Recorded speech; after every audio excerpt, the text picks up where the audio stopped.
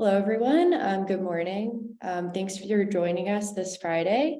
My name is Leah Harmon, and I use she, her, hers pronouns. I'm a PhD student in the Interdepartmental Neuroscience program here at Yale, and I study Parkinson's disease. I've been on the WMHC committee for 2 years now, and as a woman with chronic illness, I'm very excited to moderate this panel on the intersection of mental health and chronic illness. So I was diagnosed with irritable bowel disease during my first semester of graduate school, which was a very stressful time in my life.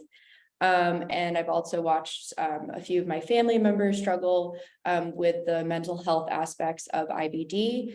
So therefore, as a patient and neuroscientist, I have a very personal interest in the intersection of mental health and chronic illness. And I'm really looking forward to learning from our three excellent panelists, Dr. Elise Bedell, Dr. Tita Tant, and Kamaria Lafrey. And so in a sentence or two, I'd like you each to introduce yourselves with your pronouns, a little bit about yourself, and why you're here today. So just going in alphabetical order, we can start with Elise. Well, hi, everyone. Yes, my name is Elise. I'm so happy to have everyone here joining us today. I use she, her pronouns, and I am a GI psychologist and assistant professor at the University of Chicago. A GI psychologist, for many people who may not be familiar with that, it's not the most common subspecialty in psychology. It's a specialty where I work. I do research and work clinically doing psychotherapy, so talk therapy with primarily with folks who have digestive diseases. And so that can include inflammatory bowel disease and irritable bowel syndrome, but really the whole range, if you can imagine the digestive tract.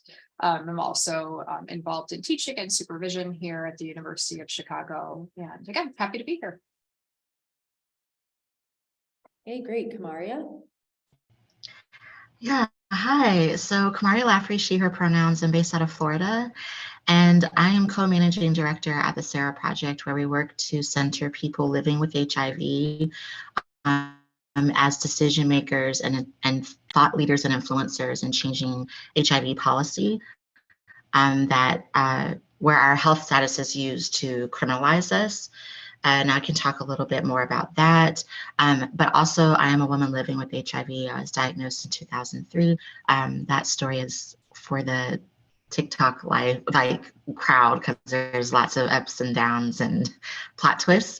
And I'm really, really excited to be able to use my lived experience as subject matter expertise with you all.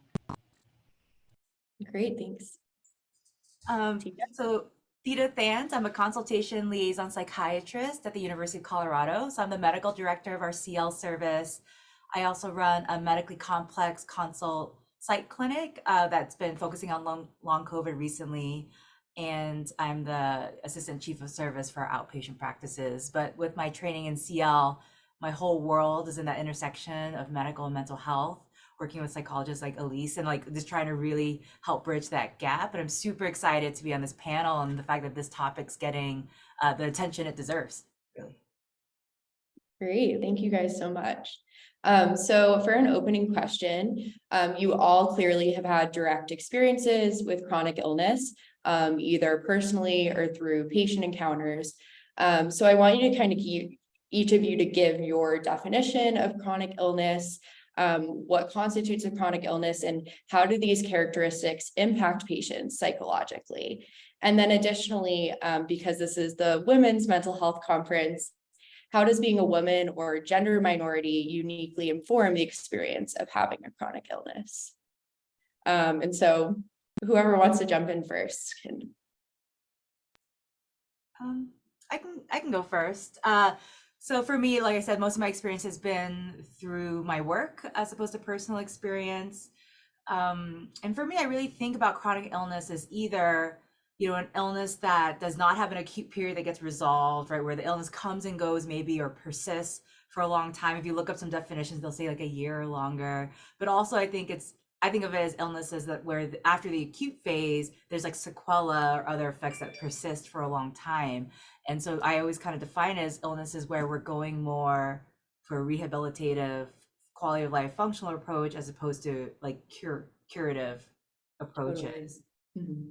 I think something that's really hard is that is a type of illness that the medical system and healthcare system struggles with, Mm. that modern medicine struggles with, and Western medicine struggles with. And so there could be a lot of frustration on the part of clinicians when someone's not getting better, or when you can't help someone, because that's why people go into medicine, right?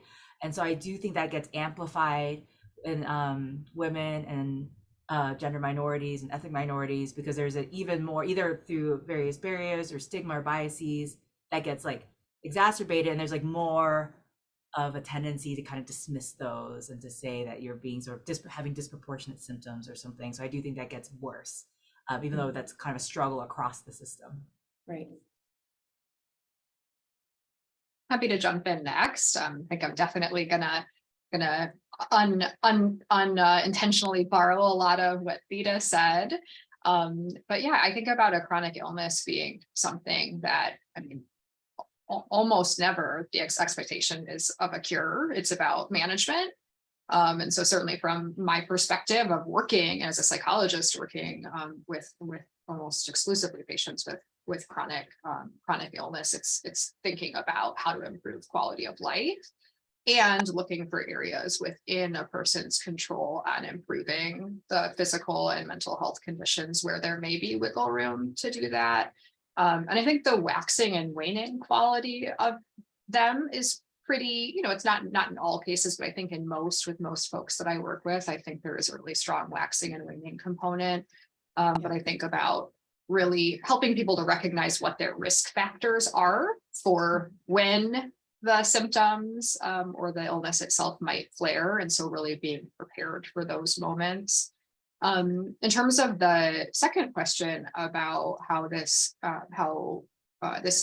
more uniquely might impact women and gender minorities, I think, maybe it's the obvious word, but just intersection comes to mind. I mean, I think we'd be talking about people that now we're kind of layering on burden. Living with a chronic illness is a burden. In our society still, and in many, being a woman, there is burden that you carry with that. And then I think we're really only scratching the surface on what we even know of the experience of people that are gender minorities with chronic illness. But I think it tells us, right, that there's some additional burden there in terms of even not even being understood by the providers and perhaps other people in their life. Totally. And you mentioned the two concepts kind of lack of control of the patient, as well as this uncertainty of like, when is your illness going to flare again? And I think those are probably, at least in my own experience, those have been two things that can really drain your mental health. And I'm sure it's probably something that you deal with a lot with your patients. Absolutely. Kamaria? And I think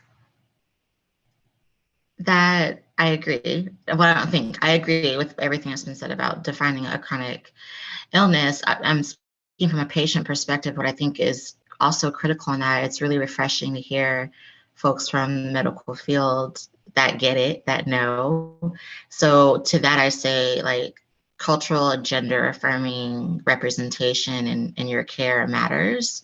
So to those out there that are patients that are navigating this world as with a diagnosis of a chronic illness, it's really critical to pay attention to, I guess, your social reasons for why you have to go to a certain provider, whether it be your insurance, where you're located, whatever your situation is.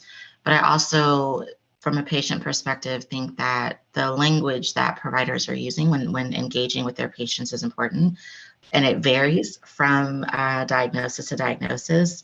So like in the HIV world, we're really pivoting from using the word risk when talking to women about prevention, because then that takes away the stigma of your lifestyle or how you're living or your environment is your fault, and that you are a risk to the rest of the world because of the stigma of HIV being responsible for everybody else's status, instead of us having a our own agency around that.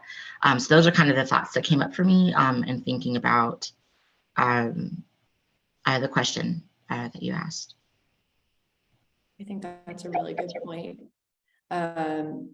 So Kamari, I'm actually going to pivot to you for our first individual question that does kind of touch on more of what you were talking about with the stigma surrounding HIV.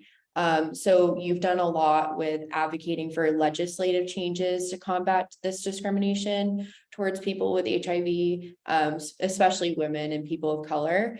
And so I'm curious if you can talk more about this discrimination. So what kind of laws and aspects of the healthcare system are affecting the physical and mental health aspects of living with HIV long term. So how is access to healthcare, sense of community, and mental health support, how are these all impacted by the discrimination that HIV patients face?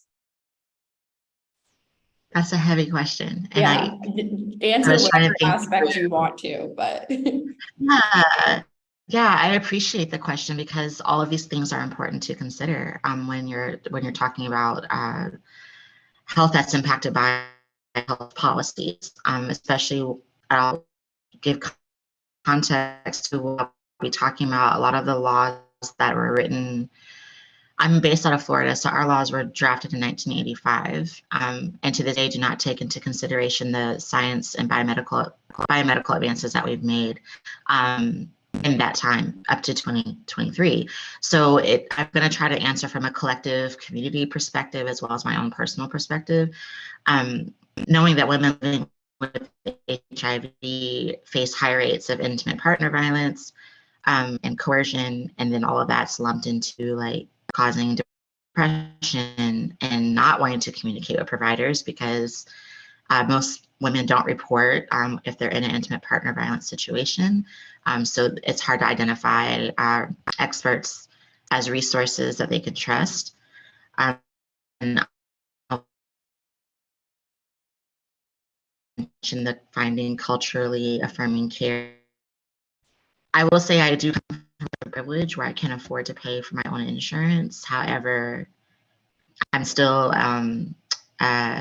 subject to approval for different medical procedures that I need to improve my quality of life. So like HIV right now is not the thing that I'm worried about. It's all these other issues around my reproductive health, family history of blood pressure. I turned 41 this year, so I'm trying to stay on top of like mammograms and all the things, and living with HIV, also being vigilant in I have an immune system that's been aged by a virus. So I'm experiencing symptoms of premenopause and symptoms of quote unquote aging.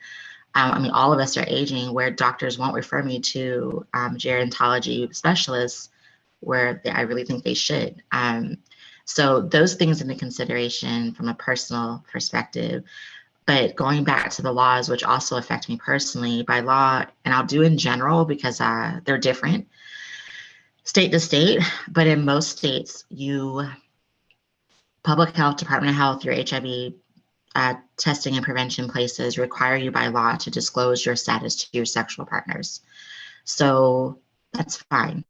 But the laws don't protect specifically women in that disclosure.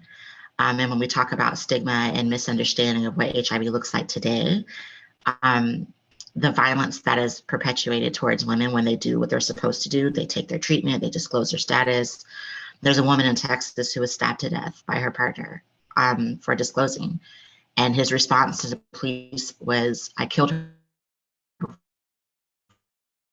before she could kill me. Not taking into consideration, sir, that you exposed yourself to HIV by stabbing her 17 times.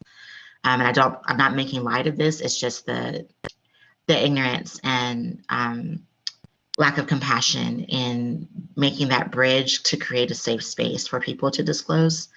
And then the other consideration, which affects me personally, full space of vulnerability, which I don't mind doing. If by law I'm to disclose my status to my sexual partners, there's no provision in that law that protects me in a situation of sexual assault. So what part of my assault do I tell the person who's assaulting me, I'm living with HIV? And many cases, sexual assault occurs, with someone you know. So then it turns into, it was consensual. And then it's my word against theirs, when really that was not the case. So those things layered into HIV stigma, along with myself being a Black woman, find community and trying to find folks that I can trust.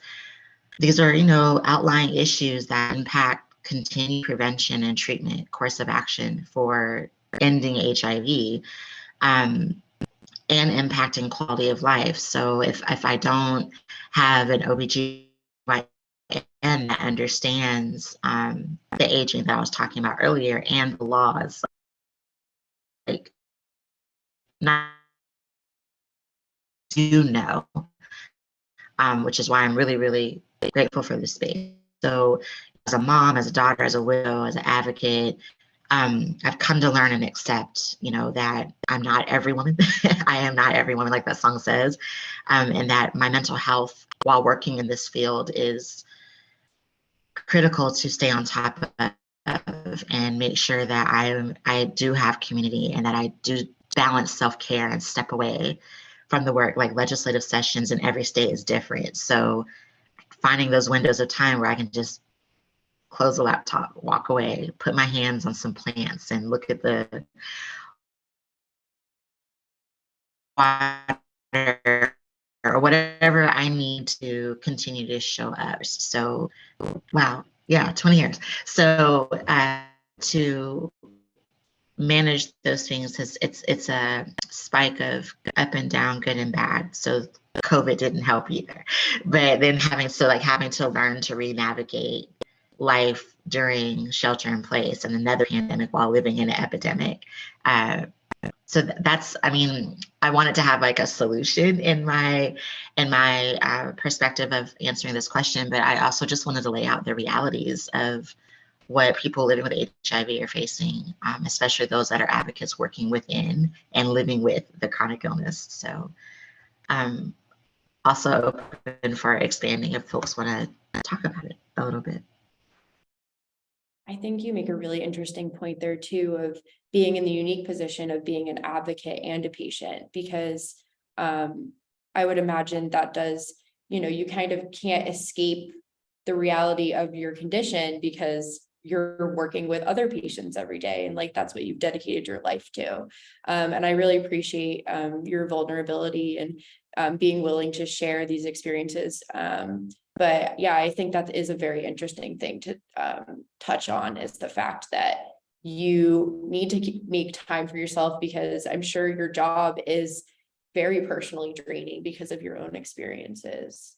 And I think another thing that you touched on that we should talk about is this stigma, because I think stigma is something that is present in a lot of different chronic illnesses, especially those that we kind of sweep under the rug because they have a lot of different implications or people don't feel comfortable talking about them. And so I'm curious, and this can be a question for everyone, what do you think the best path towards this undoing of stigmatization is? So should it be more from like an educational perspective, or from more top up, like healthcare providers, breaking down their own stigmas, things like that? And it's probably a combination of all of them, but I was wondering if any of you have thoughts on that.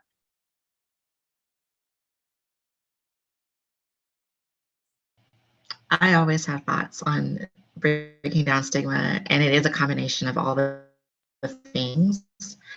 I also think upon diagnosis of anything, there should be some sort of support about internalized stigma.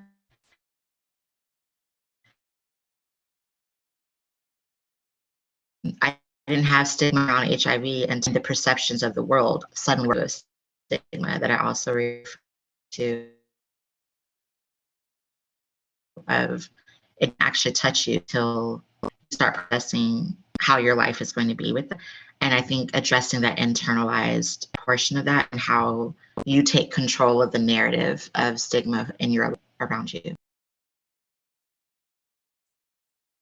Yeah, and I agree with a lot, because I think I see so much stigma, like because I'm working at this intersection, I just feel like it comes up a lot, and patients who are deemed kind of as psychiatric patients or something pick up a lot of this, and there's So many diagnoses are stigmatized. It's kind of wild, right? If you have any history of mental health and you enter the medical system, right? Or if you have certain types of diseases where there can be this perception of like, what did you do that led to this? Or what did you not do to kind of protect yourself from this, right? And that language is so important because there is like the whole idea of like we need to counsel and help with like mitigating these factors, but like how do you talk about it in a way that doesn't feel accusatory? And I think it's so hard because I see this with patients who have like functional neurological disorders or all these things. The minute they show up, their care is impacted.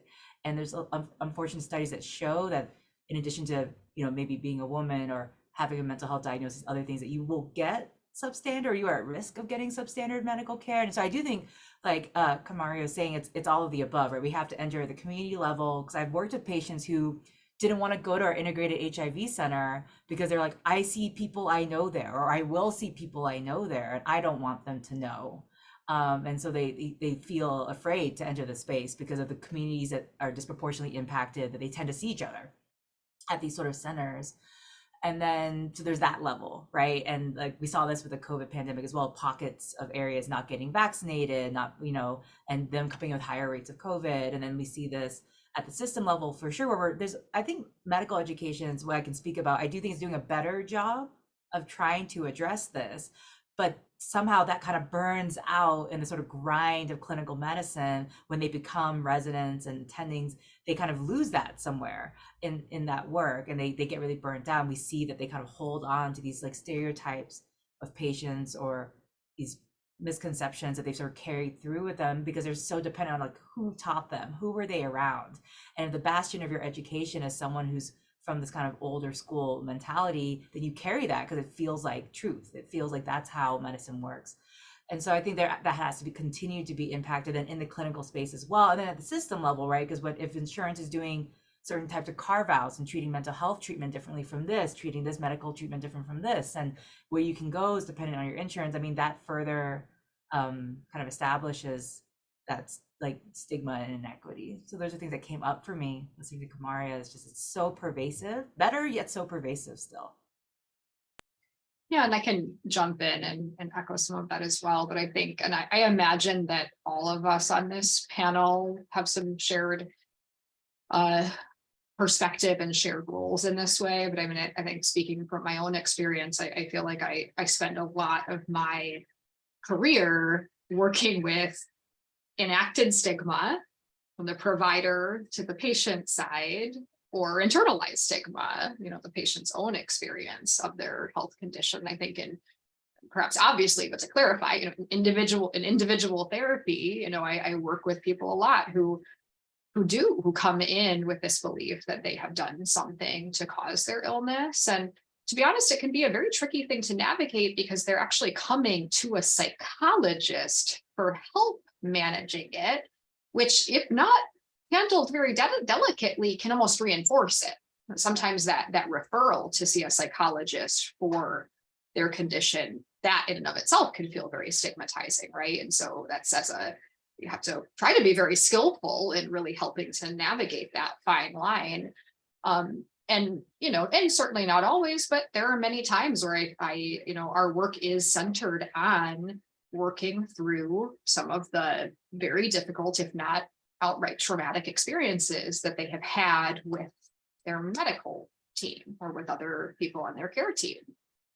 Certainly not all intentional, but nonetheless, behavior that's really, really, really increased the level of stigma. And then, in my role as a consultant as well as working as part of our team, being a provider, I mean, it's definitely, something I think is very important is trying to provide that education in a really caring and compassionate and understanding way, and really recognizing that even, the medical providers are, in most cases, they're doing the absolute best they can. They just may have blind spots, and recognizing some of the way that they're even just language. I think words really matter. And it can be very hard to break the habit of stigmatizing language. And a lot of times people just don't even hear it. So that actually goes really well into my question for you, Elise, about medical trauma. So obviously you probably work with a lot of patients that have spent long periods of time in the hospital or have experienced significant surgery like ileostomy or colostomy. My own sister had an ileostomy, and that's had a really huge impact on her mental health. And so in your experience, what role does medical trauma play in the lives of your patients? And what resources and strategies can patients utilize to combat the effects of this trauma? And Yeah, if you want to share like what kinds of strategies you use with your Sure. patients, that would be great. Yeah, I think it's a great question, and this is an area that I can speak for, at least in GI. This is a newer area really for us, like in the last 5 years new, that we are really, at least from a research perspective, trying to understand this more. And we have certainly used a lot of the cancer literature. We've used a lot from the HIV literature to inform some of the pathways actually that we take from here. And absolutely, I mean, length of hospitalization is something that increases the risk of a post-traumatic stress response. And interestingly, a lot of it does come down to interactions with people in the hospital. I think that sometimes what feels like the most obvious, if someone develops PTSD or some variant, maybe it's not quite to the level of a diagnosis, but somewhere in that space, a post-traumatic stress response, I think it can be very easy to think that that's a result of the surgery itself. And sometimes it is, absolutely. Oftentimes there is just that absolute risk of death or, some kind of real lasting bodily harm. But a lot of it is really about vulnerability. It's about, many of the folks that we work with have no autonomy over their bodies during those periods, right? They're many times being, in a room, laying down with people towering over them. It might be a group of 5 or more people standing around their hospital bed. Maybe all of those people are examining very intimate parts of their body. Of course, it's meant to be, for their care and for education, and those may be perfectly fine things. But those can be experiences that can be actually very traumatic. And again, from a medical or other types of healthcare provider perspective, that can feel so routine. It's so routine, right? But for our patients, it's not. That lasting, sense of vulnerability, of not having control. Like, these are some of the things that really stick with people. So yeah, I would say I absolutely see this a lot. I think that, as a psychologist, I do think about, from a more prevention perspective, I do think about how, when patients are in the hospital, really providing, I know it's a buzzword, but trauma-informed care, really sort of recognizing that all of our patients in some way or another have experienced trauma, whether they have PTSD or not, they have experienced trauma.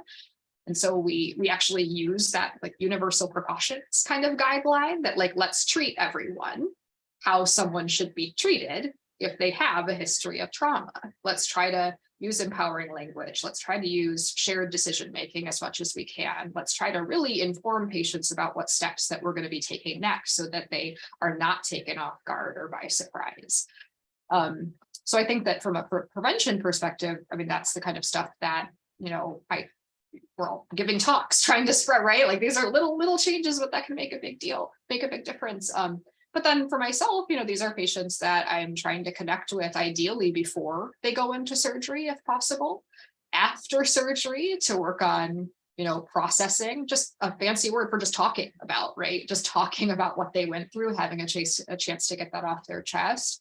And one thing I'll add is actually that, for helping people process trauma, it really is about facing it head on. What trauma typically leads a person to do is to psychologically or physically protect themselves. It's to shy away from it, to say, like, I can't go back there. It's not safe to go back there. I'm going to physically avoid the hospital. I'm going to mentally try to avoid thinking about it. And that's really what can exacerbate these post-traumatic symptoms. And so, a lot of what I do, I'm not a trauma specialist, I'm a health psychologist, I haven't done that all advanced training in trauma, but I actually work with patients and doing a lot of journaling about these experiences. And it's not fun. It's not fun homework to give them or fun work to do in the session, but like, we're going to sit here and we're going to spend some time with you writing or talking to me about some of the scariest and most difficult things that you went through. And that can seem really counterintuitive, but it's the facing it head on that helps people learn that that experience isn't still happening. And they can feel it, and they can end up being empowered by that. And then certainly I will sometimes see that people really have developed, post-traumatic stress disorder, and it's severe enough that I might refer them on to a specialist that could really use a more full protocol to address that. But there is a lot of hope. I mean, thankfully, these are things that our patients can really do a lot better with, but we just have to remember that they're always at risk of being re-traumatized, right? Every flare, they have a chance that they're gonna have that activated again. And so it's that kind of becomes part of the chronic illness, right? That's part of the maintenance, is the psychological care that you have to be prepared to take care of yourself with every time your illness is flaring. I was just going to say my follow-up question was like blocking the cyclic nature of mental health issues and chronic illness flare-ups, because obviously you get into a flare-up, then you're anxious about what's happening, and then that's not going to make things any better for your physical health. Yeah. So like, do you have ways to, even if you're not going through a traumatic event, say, but more just blocking that cycle, how do you advise patients to do that? Yeah, I think, I think it's very beneficial for people to be working on preventative psychological care if access to those resources is available, right? So even, I would say, especially if a person is in a place where physically and or psychologically, usually they both hang together, they're feeling pretty well, that might be a really good time to actually reflect on, how was I coping and how was I doing the last time that I was actually much sicker than I am right now? And if I were to look back on that time, are there things that I'm really proud of that I think I really should do more of? And I need to actually maybe take a physical note and write it down somewhere so that I can remember to use that strategy again. And then similarly, are there things that now, with the perspective that I can have when I'm well, are there things that that was really not the best long-term solution for me? Like maybe that behavior was not the most helpful, or those people that I was spending time with were really not the most supportive. And write that down. We all think at our best when we're feeling well, and when we're not feeling well mentally or physically, we don't do our best thinking. So those actually can be really good opportunities to start with prevention, to think about the next flare, the next time that your illness starts to, again, I guess, flare up, for lack of a better word. Let's see. And I think those are the ways that I don't think it's ever, unfortunately, about like, let's just break that cycle altogether, right? We sort of, that's this, I think, the cyclical nature of living with a chronic illness. And you may certainly get better at managing the factors that are within your control in that cycle. But I think a lot of the times, from my perspective, it's just about being prepared to constantly go back to those tools that you've developed, to go back to the strategies, or to increase. For me, I don't necessarily work with my patients for months and months and years and years. I'm typically doing short-term therapy, but my door remains open. I rarely have a, termination session and say like, okay, I'll see you again, never. It's like, let me know when you need me again. We'll do some booster sessions, or if something comes up, I'm available. And so I think, again, that's like part of working with folks who have chronic conditions, is recognizing that this is ongoing maintenance. It's unfortunately work that isn't really ever done. Yeah. Thank you. So now we're going to shift to talking about long COVID. So Tita, this is a question for you. So obviously the COVID-19 pandemic has had an unprecedented impact on mental health, either through social isolation and lifestyle changes, or through direct experience with COVID-19 infection, which may result in long COVID. And so I would love to hear just a little bit about the types of patients that you are seeing. How does long COVID exacerbate existing mental health symptoms? And also, how can mental health systems pre-expose you for long COVID? And what are the challenges of treating people with these complex interactions? Yeah, so I think big question, but in terms of the patients coming to my clinic, it's been a really interesting sort of evolution working with sort of a new disease and trying to learn alongside my patients and the folks coming to me. And I think that's been like the biggest challenge is like all of us that do this work are trying to learn kind of on the job, and we learn from our patients as a result. So I think about a lot of the early folks who came in, and going back to the topic of medical trauma that Lisa was talking about, which is so important because it's not talked about enough. But that's been one of the upsides of COVID to some degrees, that some of these things have been brought to light that are actually pretty generalizable across a lot of chronic illnesses.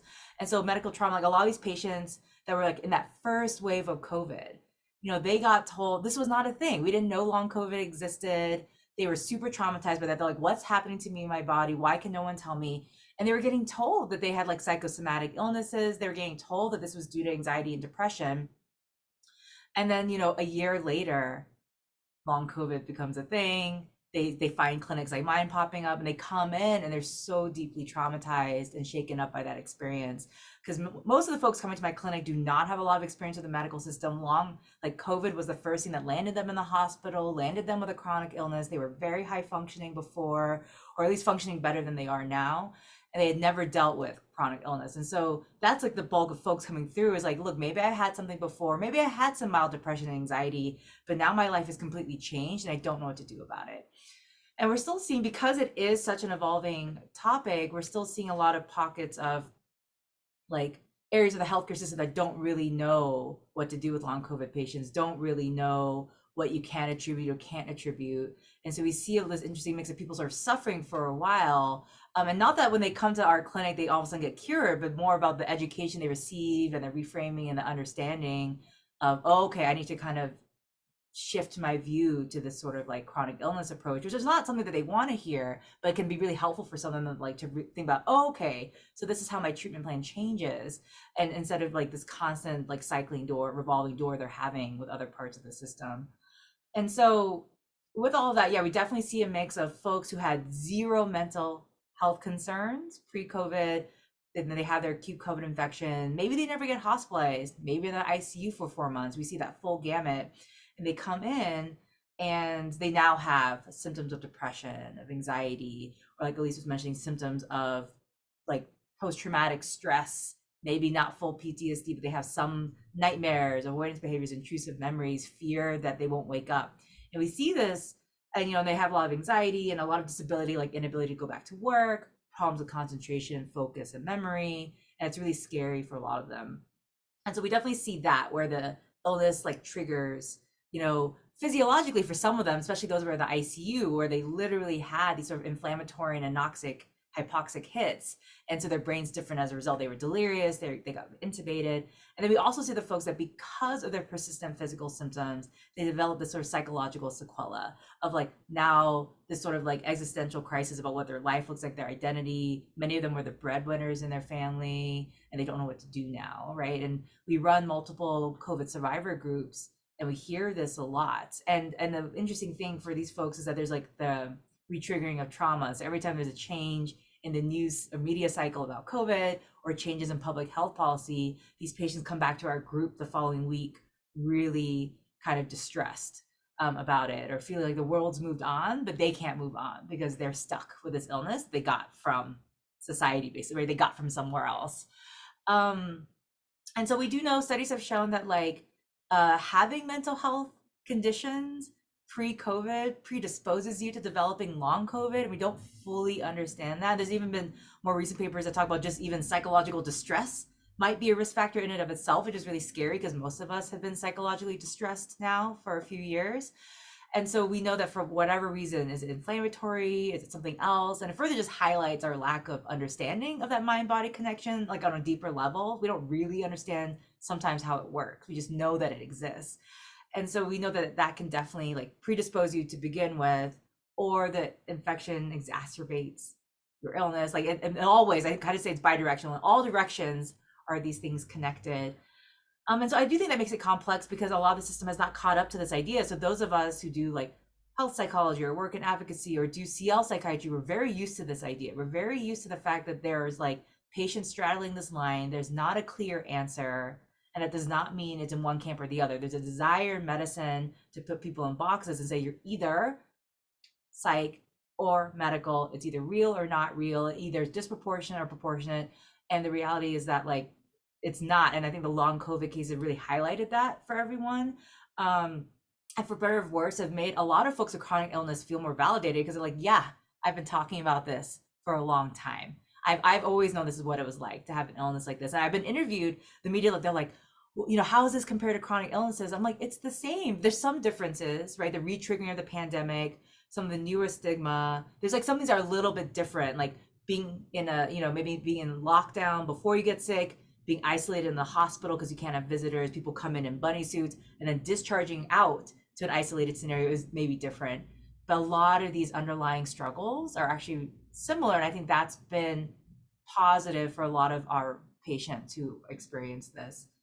And so I think those are the challenges, like still the fundamental misunderstanding on the part of the medical system about it's okay to not know the answer, and it's okay to not have a single way to cure a patient. It's not okay to make them feel like as a result, then they are thinking about it the wrong way, or they need to just go see a mental health provider or similar effects like that. And I was wondering, you talked about patients feeling like everyone's moving on. Is there concern that, you know, the emergency health order is about to end? It does kind of seem like society is moving on, but COVID infections still will happen. It's always going to be part of our lives now. So is there a concern from like a healthcare perspective that people who might get long COVID like now might be kind of ignored, or that there won't be as much infrastructure to deal with long COVID patients that come about later on in the pandemic?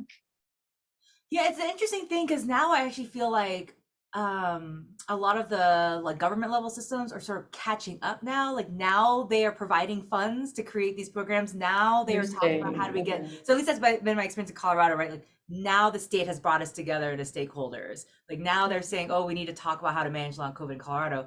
And it's interestingly intersecting at a time where the trends are going down. In terms Right. of folks who like need to be hospitalized, who have severe forms of illness. And so I'm involved in some like NIH studies, and we're kind of like, oh, recruitment's actually kind of hard now versus like a couple years ago. So it's an interesting, I'm actually seeing almost the opposite. But at the same time, I do think there is this like, as COVID gets more normalized, the severity that it can have, the severe impact it can have is getting more ignored, and people are getting Yeah. more consistent about it. And that part, yes, is problematic. Like even if our numbers of hospitalized patients go down, you know, we're still seeing that you don't need to be hospitalized to develop long COVID. And so I think that that's the kind of danger there, is forgetting that the sequela can still be severe, even if people aren't dying as much and people aren't needing as higher level of care. So I do think there's like an interesting both trends kind of happening simultaneously. And that is really hard.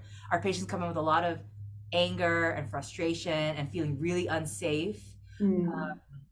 And some of the folks we have had multiple bouts of COVID despite many efforts to get vaccinated and in quarantine, and that's like really hard for them too, because some of them are getting better and then they get another bout of COVID and then they get worse. And so it just like feels like this backsliding, and they feel like everyone around them, you know, doesn't get it. And with those types of patients, like how do you balance the, you know, the need to stay COVID safe so that they don't trigger their long COVID again, but then also being able to have social interaction that will increase your well-being, mental well-being? It's so hard, you know, because like so we run multiple groups out of our clinic. We have a coping with chronic illness group, we have multiple COVID groups, and those groups have all remained virtual, actually, despite what else is happening in the clinic. And a lot of that is out of preference by the patients, right? They don't want to come be in this room with a bunch of other people, and they feel safer being at home. And so it is really hard because some of these folks, I'm like, yes, like everything you're saying is valid, and yes, this is what's happening in the outside world, and so we dwell in this like anger about like what can you do about it, or what can you not do about it, and kind of understanding what's within our control, what's not, what are precautions you can take. And again, it's all about that like quality of life kind of rehabilitative approach. It's about like, okay, we can't fix this thing, but how can we kind of thrive despite it? How can we have the best life we can despite it? And what are your boundaries versus what are other people's boundaries? And which is again a common, I think, concept in like mental health. This is the idea of what you can or cannot control. Yeah. And so it's so like really working on that with them. But it is so much harder when you're seeing like a lot of people are not seeing news reports frequently about their disease, right? So I think that's so I think we try to help them identify like what are really their goals, what helps them feel better, what feels like them banging their head against the wall, and how do we find a space that feels okay. And that's individual from patient to patient. And so I think that's where we end up, and the groups are really helpful because they get to talk to each other about that, and they get to talk about it with people who get it, and so they feel safer and better about the ideas they produce and kind of the lifestyles they're aiming for as a result.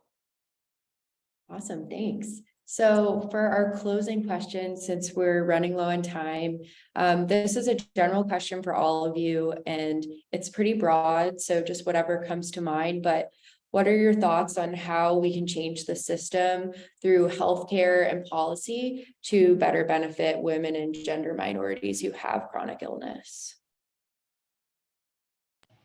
If my Wi-Fi will let me, I will jump in because I was freezing while y'all were talking. I can hear you this time. Yeah. Awesome. Apologies for earlier, but as I'm sorry if I mispronounced your name, but as Dr. Thant. Okay, sorry. But as you were speaking, I started thinking about taking control of the narrative around mental health and how you can do that collectively. So, and then I remember Dr. Bedell, you were speaking about modeling some things around cancer and HIV. So there's a group of HIV advocates that in response to the National HIV/AIDS strategy, which other chronic illnesses and diseases don't have a national strategy around that, but even that strategy is problematic. So in response to that, People Living with HIV created a policy agenda, the first ever written by patients, called Demanding Better. And in that, for everything that a federal agency or department said that they were going to be accountable for, we provided a list of recommendations as well as quality of life metrics, because it's never been measured out according to our needs. So also enforcing that we take control over looking at the response to HIV beyond the biomedical response. So we're not going to get to a cure or the end of HIV by simply telling everybody to take a pill on either side, whether it's PrEP for prevention or my treatment to manage long-term. We have to address the social determinants before the person was even diagnosed. And I think that goes across the board. If we don't address those things, the management of chronic illness is going to get more complicated, especially when we have things that are legislated instead of politicized instead of humanized.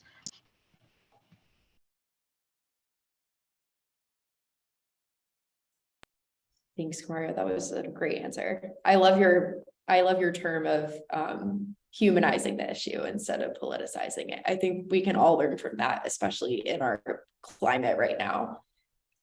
No, I think that's huge. And I think that kind of ties into my answer about at least the healthcare angle, right? Like I was talking about how we kind of put this in almost a didactic way at like an education level. And then as people go through the actual work, they kind of gets lost. And I think for me, like, so I teach courses on chronic illness, I do this stuff, but where did I learn it? I learned it because I like worked with a lot of patients with chronic illness and put together a group and heard their experiences and were like, oh my gosh, like listen to all these common themes, like listen to these common struggles and listen to what they say about their experiences in the healthcare system. And I really take that with me. And I do think there's a lot of that doesn't necessarily get built in, but there's so much to learn in like healthcare and medicine that sometimes these parts don't get prioritized as much. And if you think about different specialties, they get different levels of exposure based on like what's considered a competency. And I think this has to become much more of that experiential clinical part of education to then see any effect of that in healthcare, because I think something that we forget is that much of our care is driven by the healthcare system and not necessarily what's right or what we should be doing for patients. And even if you can't in that exact moment change that, I think it drastically impacts your care to think about that. Like, I'm making this decision because this is how this works here, and I don't have another way, or I'm trying and I may or may not be successful, instead of assuming that because this is the way the system works, this is how it should be, and this is the correct way to practice. And so I do think for how to change the system through healthcare, like, it's a lot of, we have to get that at every level, right? It has to be at leadership, it has to be a clinician, it has to be a training, it has to be a patient level. And if we can do that, that will help better benefit, right, women and gender minorities, because they are, whatever problems we have in the healthcare system, they are at risk of it being worse for them, or it is worse for them. And so for me, I see there's a lot of misperceptions about chronic illness and stuff in general. And let's not even talk about that, how we, right, I mentioned that earlier. And so I think there's a lot that has to be done generally in the system to even have a chance too of getting the system to pay attention to these other groups that they historically have not kind of prioritized. Definitely. Yeah, I would add, and I guess I would like to say too, like, I'm so grateful for people like Kamaria that are in the policy space, because that feels so out of my my wheelhouse, although I think it's something great to aspire to. So I think what I can speak to is sort of like what I see in my purview, and I think ways to really address the care of women and gender minorities who are at that intersection with chronic illness is to work on promoting those people into leadership roles, you know, in the institutions that they're at. And, you know, being in psychology, there's no lack of women, full disclosure, right? We're not technically a minority in this field, but like most, when you start going to the top and the people that are holding the purse strings and that are making the decisions, it gets a lot less, right? It gets a lot less so. And so I think, you know, advice that I've gotten before that I think has really resonated with me is like, as you know, as soon as I get to some whatever that, you know, sort of career achievement, whatever that is, look for an opportunity to sort of pay that forward, like find someone else that find another woman with chronic illness, right, like look at these spaces and see how can I help bring someone up with me. And remembering that I've had those opportunities too. I've had, you know, every step that I've moved forward, it's, you know, oftentimes because certainly not only my own hard work, but because someone else has given me that opportunity. And so I think it's one way that I think from an institutional level or a healthcare level, getting people in these positions helps dictate the care that those patients can receive. Because I do think that there is something to be said for if you can understand the experience of a certain patient population, you're probably going to be a bit more invested in really addressing their needs appropriately. And yeah, that's what I would add. I like that all of us are able to come from different angles on this. Definitely. And I think that's something, as you said, with the psych thing, that's something we see in neuroscience a lot too. It's majority women in my cohort, but when you go to the top with the researchers and deans, they are not women usually. So I totally second what you said about putting women and women with chronic illness in positions of power.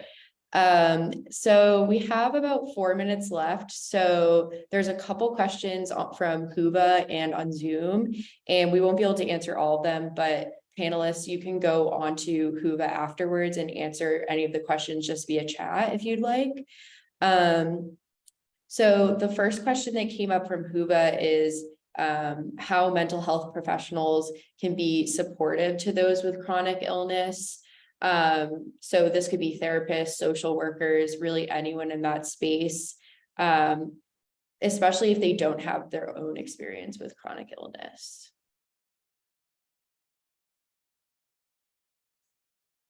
Yeah, I think, you know, being a patient's advocate is one role. You know, I think, you know, being able to help a patient navigate what can be a very stressful healthcare system that we have here when it comes to insurance, when it comes to anything else. I think just being being able to be just having a person know that you're on their side. You may not be able to solve all of their problems, but you're there to help provide support and hopefully give some strategies for how they can move forward with it.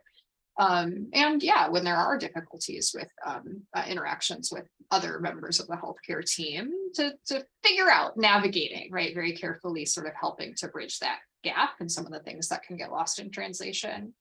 And I think, you know, as any kind of therapist or mental health provider working with patients with chronic illness, probably one of the biggest things you can do is just work on, I mean, I know it's very hard not to, in our language at times, separate psychological and physical health. And I think sometimes we still do need to highlight a dichotomy there, but I think primarily we need to be reminding people that like these are really one of the same thing, right? They impact each other.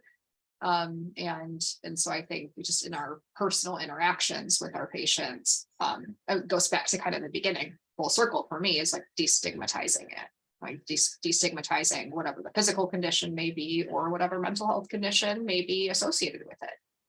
I think that would be the way I would respond to that.